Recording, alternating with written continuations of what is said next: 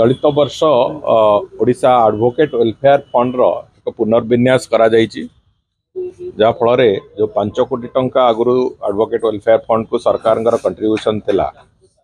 ताकू बढ़े कि 5 कोटी जगह 10 कोटी करा जायछि एवं जहा फल जो मृत्युकालीन अवसरकालीन जो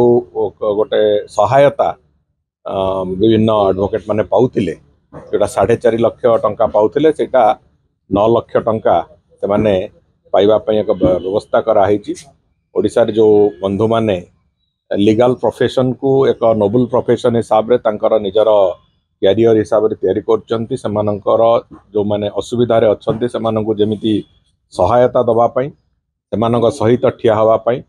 सरकार निष्पत्ति नेले एवं से निष्पत्ति को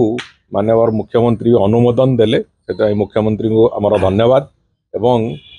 जो भली भाव में राज्य सरकार ये जो जन कल्याणकारी योजना गुड़िक करुचंती विभिन्न वर्गर विभिन्न फ्राटर्निटीर लोक मानक संगे ठिया हवा लोकंक सरकार भाव में निजक प्रतिपादित करने जो प्रक्रिया राज्य सरकार करुचंती निश्चित भाव में ये तार गोटे अंश विशेष कहले अत्युक्ति हम ना तेणुक जो एडवोकेट बंधु माने जो माने लीगल प्रोफेशन अच्छी आम आश्योर करने चाहूँ सरकार तरफ से सहित आम सब बेले अच्छू एवं तांकर भलरे मंदरे ठिया सरकार सब बेले निजक प्रस्तुत रखिछन।